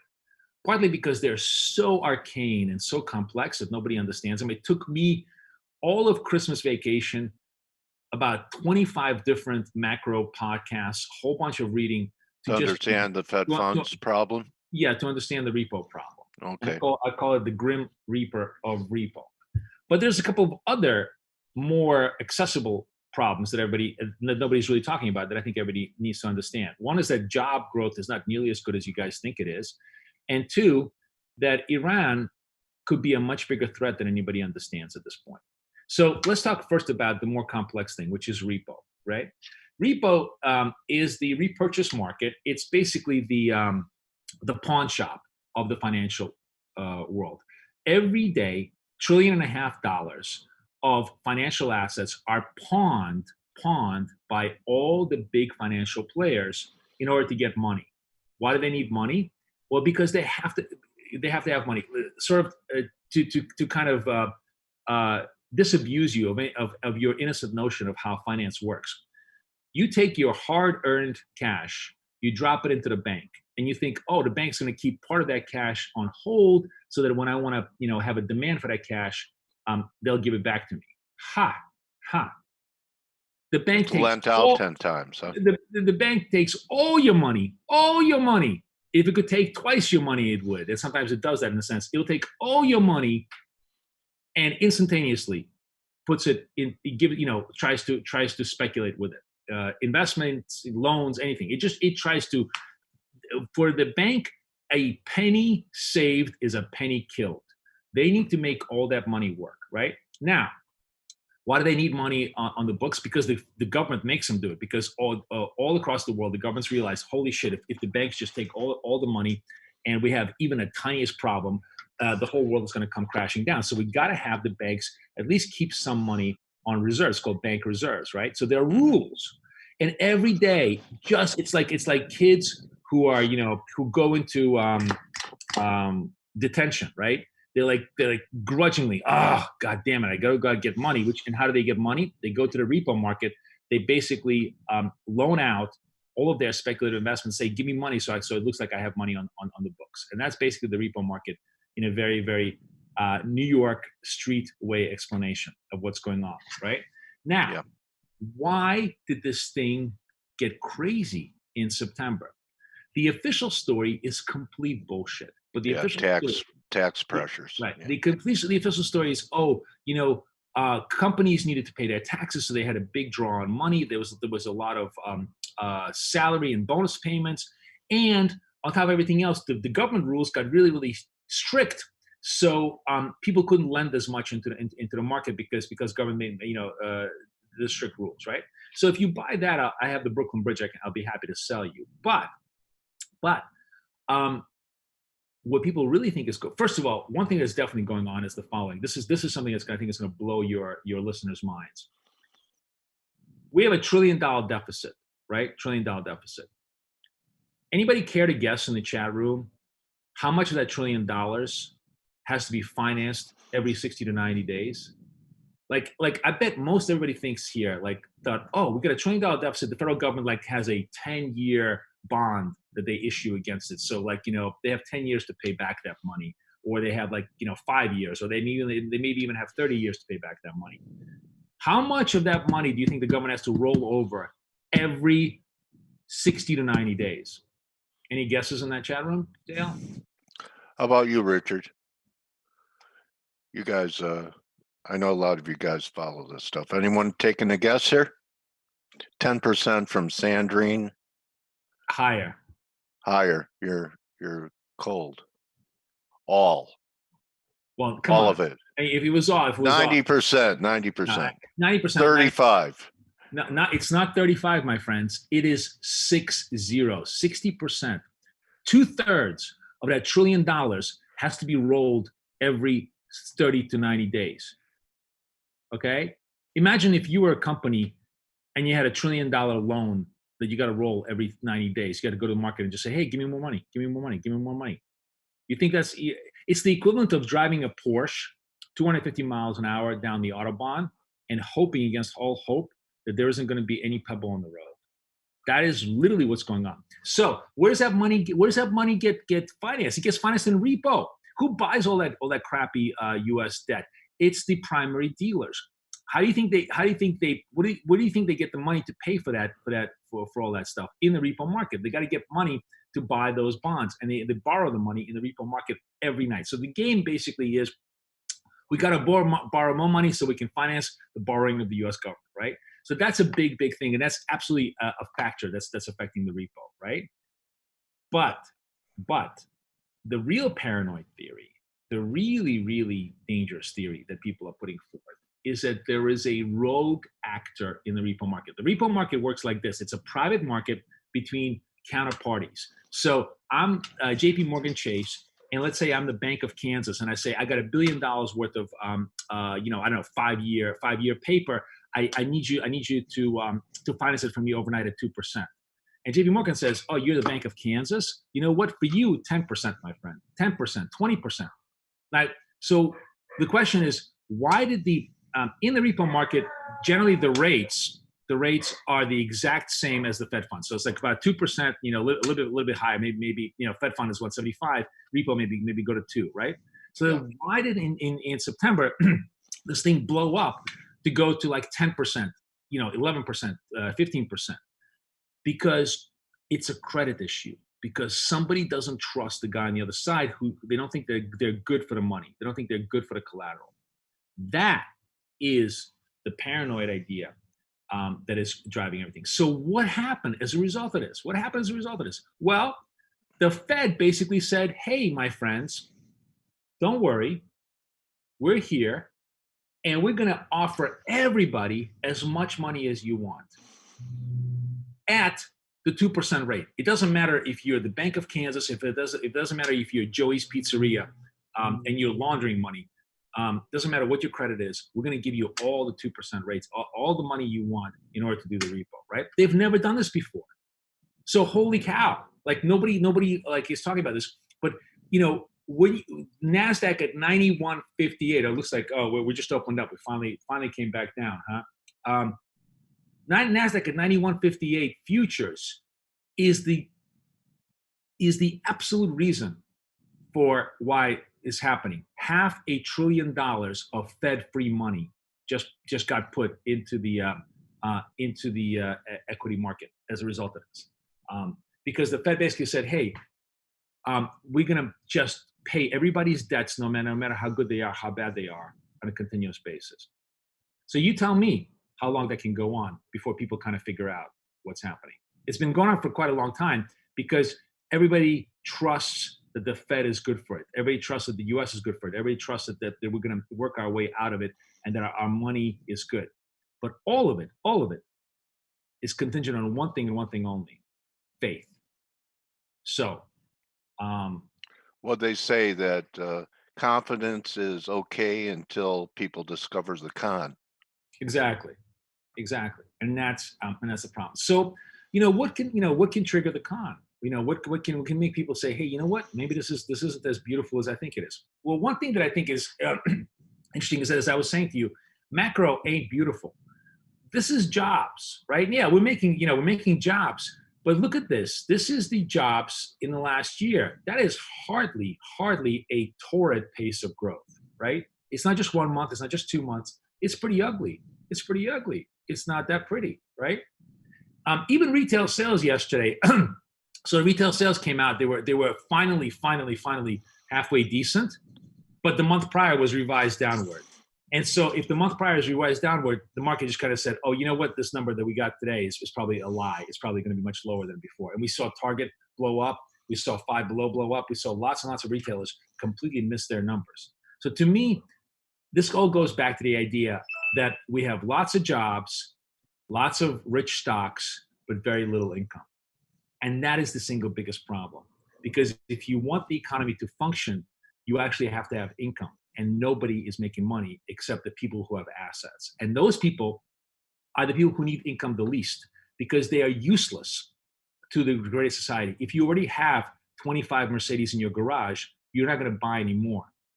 But if you have a old, beaten up, VW Bug, and the Fed drops $5,000 into your bag, you do that 5 million times over. I'd go buy a Pinto. You go buy a Pinto. Yeah. That's where economic activity happens. Now, Okay. the last undiscussed risk that I think is kind of really interesting is, so Iran. I mean, we all know the story of Iran, blah, blah, blah. Everybody's, the terrible thing that happened with the Ukrainian thing, the missiles, all that stuff. I mean, that's all kabuki theater, right? That's all completely kabuki theater. What is far more interesting and underneath is kind of troubling is this. So the whole Iran nuclear deal was basically based on the idea of like, let's make sure that Iranians do not get nukes, right? Like the only way you get nukes is if you enrich uranium. You enrich uranium, then you have the possibility to create a nuclear bomb, right? You don't have the product, you don't have the input, you don't have the product, right? So the whole Obama deal was basically, let's make sure they don't have enriched uranium, right? So what do? What did Trump do? He said, screw you, we're not going to do the deal. So the Iranians said, screw you, we're going to go back to, we're going to kick everybody out. Nobody's going to be able to see what we're doing. We're going to try and enrich uranium, right? Yep. Stuff that I'm reading right now says that they could be as close as 8 months away from having enough enriched uranium to actually create a feasible nuclear weapon, right? Now, so let me give you the ultimate existential scenario. North Korea is crazy, right? Kim Jong-un is crazy. And North Korea has proven one thing and one thing only, that you can be the most sadistic, vicious, disgusting human being in the world. And if you have a nuclear bomb in your pocket, nobody's going to touch you, right? Nobody's going to touch you. I mean, what's the single best foreign policy decision the whole world can make? A bullet to Kim Jong-un's head, right? To basically free all the North Korean people who are in a perpetual slave labor camp. Right? I don't think anybody would disagree with that. Yeah, and if you don't believe it, the opposite was Gaddafi giving him up. Right. Took him out. Right, exactly. So, but the thing is that we learned that nobody, even the United States, won't touch Kim Jong-un because he's got a nuclear bomb, right? And that is just the worst case scenario. But Kim Jong-un may be crazy, may be vicious, may be brutal, but he's not suicidal, right? In fact, he's the exact opposite of it. He wants to stay in business. He wants his children to stay in business. I mean, the whole idea of the Kim Jong, you get my idea. Yeah. Now, what makes Iran so interesting and so difficult is because of their religious right. beliefs right. that who here genuinely, I mean, forget. I'm not talking about religion or politics or anything else. I'm just simply asking a hardcore geopolitical question.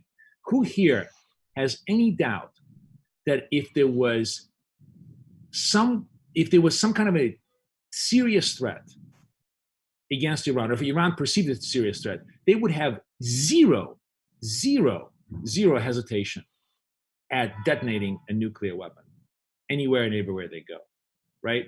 Their suicidal impulses are far higher than any other nation in the world. And that is where you get really, truly an existential threat.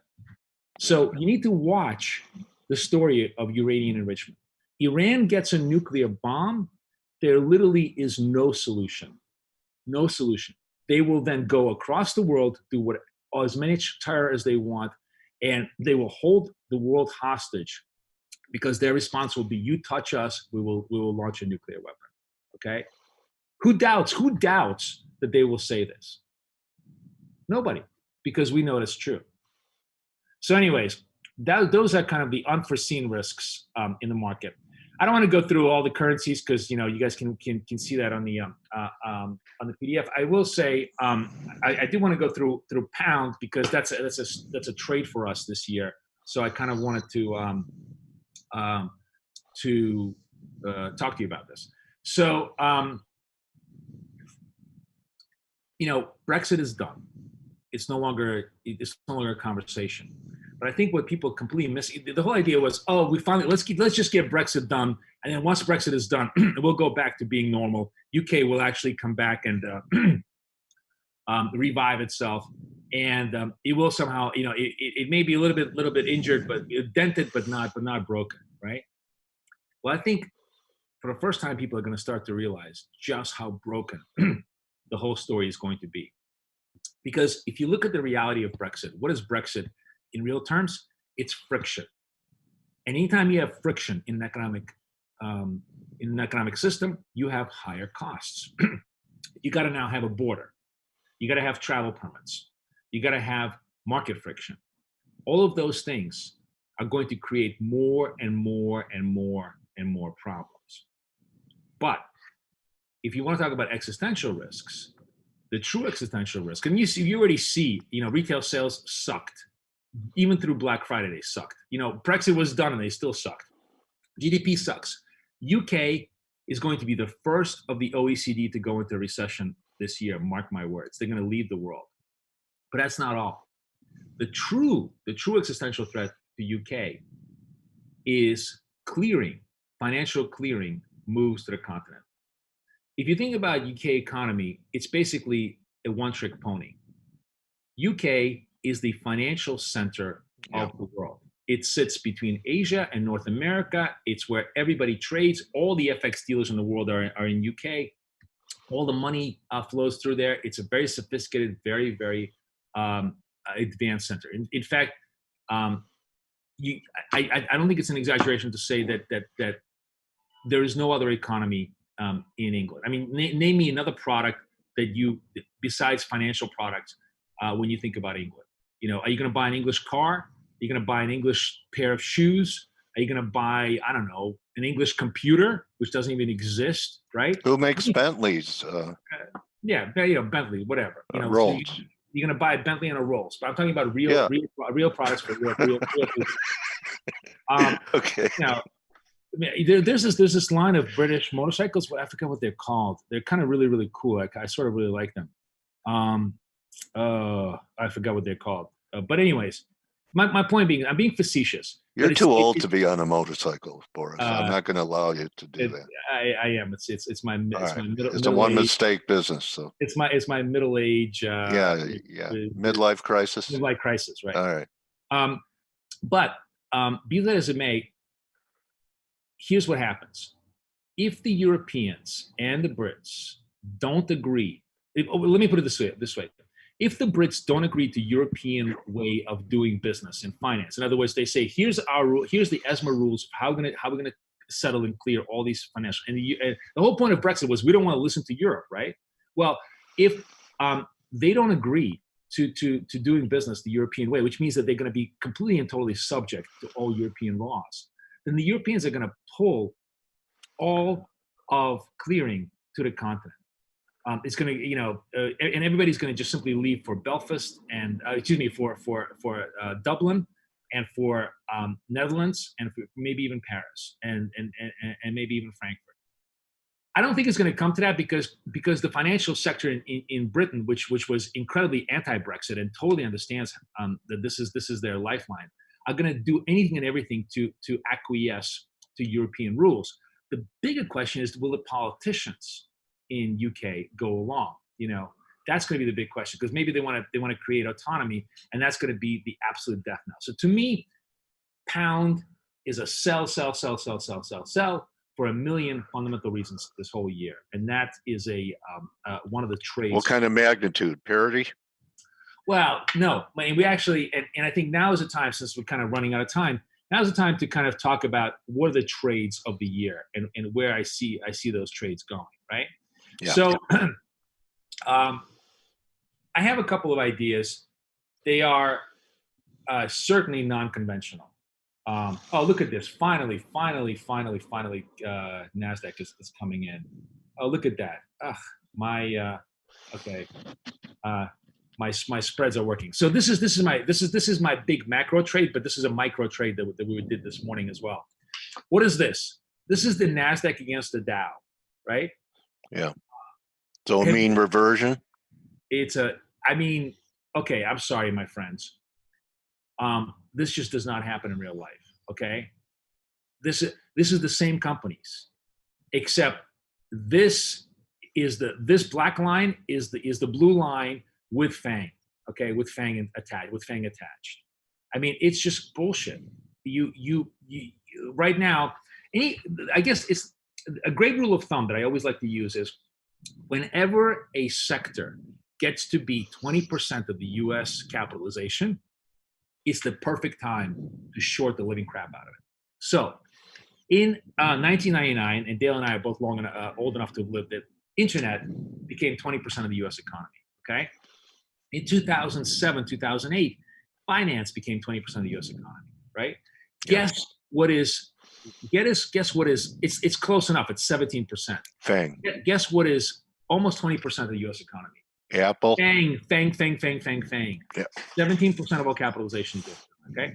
So Yeah. my trade for the year is short the living crap out of the NASDAQ, hedge that by being long the Dow. If I am right, this is going to fall faster than the Niagara Falls. This is going to certainly fall much slower. So the differential is going to be good. I like that. If nothing happens, they're both going to kind of trudge along, right? The only case where I'm wrong, and I'm certainly can be wrong, is if we have just a Bitcoin parabolic move, like another 100% gain in NASDAQ against like a 20% gain in the Dow. I think at this point that is a very unlikely scenario. That's what makes. How do you execute that trade? There's 1,000 different ways to execute this trade. Okay. So the simplest, easiest way is long diamonds. Okay. Short QQQs on the ETF, right? Yeah. Another much more elegant way, which is very, very capital efficient, is using these micros. You can get. Let me just sort of show you. I literally had that trade on earlier today. This is the NASDAQ. So you short the NASDAQ and you go long the diamonds. I'm sorry, long the YM, long the Dow. As a matter of fact, let me see if I can show you what we did, so you guys can actually see this thing. So I am short NASDAQ over here, when it was 9170, and long the YM at 29,300, right? So the YM right now is basically 29,300. So I'm lost 30 points in the YM. Yeah. That is half a dollar a point. It's $15, right? So I've lost $15 on the YM. On the other hand, I was short NASDAQ at 9170. It's now actually below 9170. It's 9148, but let's just call it 9150.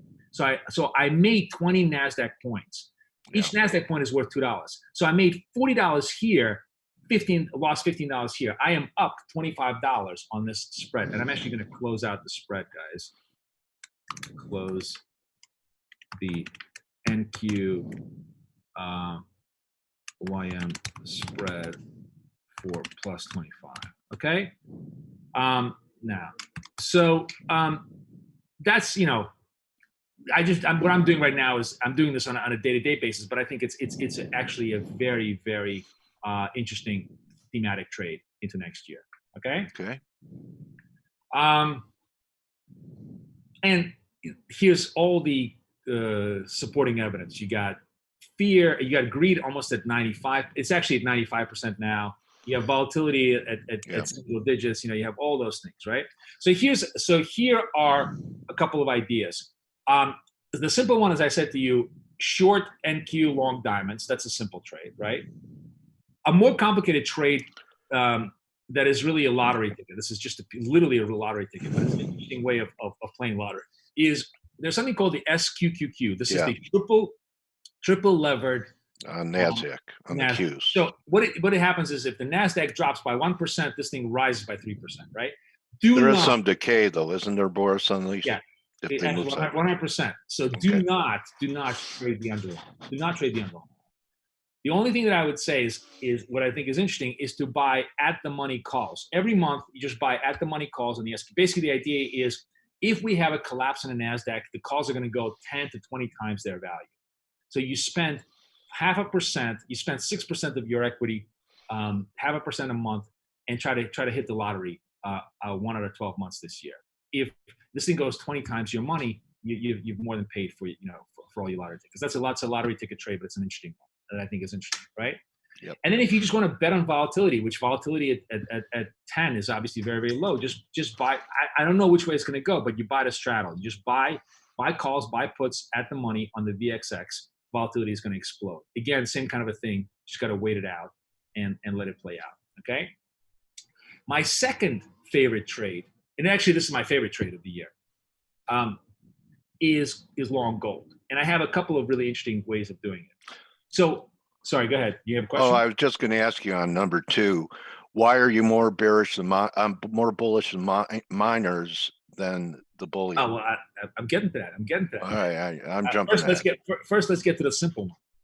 So, the simple, easiest trade for somebody who doesn't want to think and just wants to see if the gold thing is real. Newmont Mining just raised their dividend, 2.6% yield. It is the only miner that is part of the S&P 500, right? So if gold takes off, here's what happens. What happens? Everybody's got to be exposed to gold, right? What's the mandated way? Everybody who owns the S&P 500 is going to need to buy Newmont Mining, right? Something like 80% of all new money now is in index funds. So it's like it's basically guaranteed buying. It's forced. It's my favorite kind of trade where it's forced buying. You know, you're forced by regulation or convention or idiocy to do this. And you obviously want to get in front of that. If you want to get in front of forced buying, if you think gold is going to go up, Newmont Mining is the easiest thing to do. Okay? Okay. A more sophisticated trade is the following. So whenever gold rises, the miners rise much faster. Why? Because the way it works is the miners have a fixed cost to how much it costs them to mine gold. Just for argument's sake, let's say it costs the miners $1,000 per ounce to mine gold, right? And gold now is at $1,600, and then it goes to, let's say, it goes to $1,700. So every $100 is free money to the miners. That goes straight to their bottom line.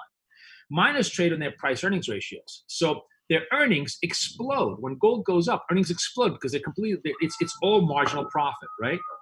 So if gold goes up 50%, miners can if you go like the 1970s, you'll see how this happened. Miners ran up 300%, 500% on a stock basis, right? They go up 10 times as fast as gold because of this levered dynamic to earnings. So if you want to get kind of crazy, you can go long the gold miners index and short gold itself as a hedge, on the assumption that if gold really takes off, then the miners are going to outperform, and that's going to give you like just a vertical move on the GDX. So that's my second trade, right? The third trade is really, really, really speculative, but it's an interesting idea for those of you who are true market junkies. So first of all, let's take a look at gold. Man, Lucas, I gave up gold too early. I totally hit my target. Okay, so let's take a look at gold on a, this is a daily basis. Yeah, this is a daily basis. Okay, this is a daily chart. Actually, maybe let me do I want to do a monthly chart. One monthly chart because I want to show you something. Sorry. This is the futures. I need to go to the underlying. Hang on. Here we go. All right, this is a monthly chart. Okay. So if you look at a monthly chart, a couple of things that pop up on gold. First of all, we ran up to 1900 and then we came back down and we held bid between 1500 and 1600 for quite a long time, right? So if you look at this right now, classic technical analysis, 1600 was support, former support becomes current resistance, right?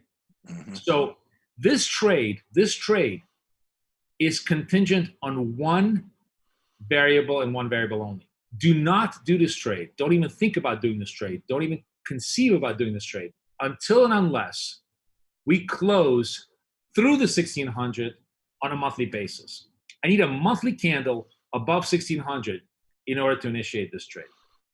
Because if we get there, that means we're ready to go towards the 19. We're ready to go to 2000.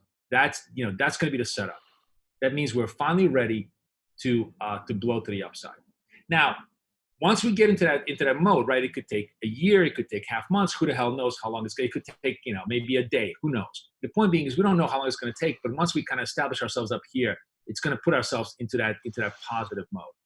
And when you're in an uptrend, right? What do you want to do in an uptrend? The only thing you want to, just like in stocks, the only thing you want to do in an uptrend is buy dips, right? But you don't necessarily know how and when to do it. So here's an interesting way of just kind of participating in the position without really paying too much for finding out if you're right or wrong. This is what's called it's much easier to do than it sounds. It's basically a calendar vertical spread. All we're going to do very, very simply is, remember, gold trades both the monthly expiration and weekly expiration. So we're going to trade Delta 50, which is at the money calls. We're going to buy those on a monthly basis. We're going to hold them for a whole month. And then maybe 5 points up, every 5 points up. So let's, for argument's sake, we buy the 1550s for a Feb, 1550 Feb, right? And then we're going to sell the 1555 calls on a weekly basis. Just sell against those. If gold doesn't move, we collect the premium and it pays for the cost of the original of the monthly position. If the gold moves, we get called away. We make $5. Great. We just rinse and repeat. So this is a way to participate on a continuous basis in a long gold position without having to suffer a lot of adverse movement against you, because you pay as you go. You're using the weeklies to pay for your position, and because the weeklies are by definition will only get called away if you're going to be profitable. You're going to make money if you get called away on the weeklies. And if you don't, and if you don't get called away, you get to collect the premium on the weeklies to pay down your position on the monthlies. It's a very, very classic trade in options. Selling the weeklies against the monthlies because as usual, there's always people always pay too much for the weeklies relative to the monthlies. In terms of premium, and that's the spread. And there's faster decay. Just Exactly. like dentists love decay, and so do option writers. And Exactly. thank you so much, Boris. We're running up on an hour here. That's anything it. you want to wrap with? Sorry. One last trade. Go So ahead. I promise Go you ahead. an FX trade. This is the FX trade. So Okay. we talked about pound as my sell of the year. I love euro pound to the long side. This looks really great as a double bottom. Around my stop would be around 8,200, somewhere around there. It has a potential to go back up to 90s. That's the trade on a long-term thematic basis. Okay. Well, thank you, Boris. You want to show your website real quick so people know how to get a hold of you? Sure. You guys can hit us at bkforex.com. You can also, sorry, that's my membership form. You can also. Let me just show. You have a private Twitter feed now too, don't you? Not a private feed. I have a public feed, which I'm going to give you guys. So let me see if I can do this. I go into more. Let me just give you my Twitter feed. Where is our chat? Here we go. Chat at FX Flow. Join me, please, at FX Flow. I guarantee you'll find some interesting stuff. Yeah. I post all the time. A lot of I aggregate a lot of macro data, and I think you'll find it very interesting. So follow me if you don't, and enjoy the presentation. There's a full video and a presentation that I gave you in that link, so feel free to view it. Any questions? Come back to me on Twitter. I'll be happy to answer it. The best of luck and many pips to you and Kathy, Boris. Have a great 2020. Thank you so much, Dale. Thank you. Appreciate it very much. Take care, man. Bye-bye. All right, everyone. So that's a wrap for the week. Remember, don't just count your pips, count your blessings. Thanks for hanging with us, and I'll see everyone on Monday. Adios.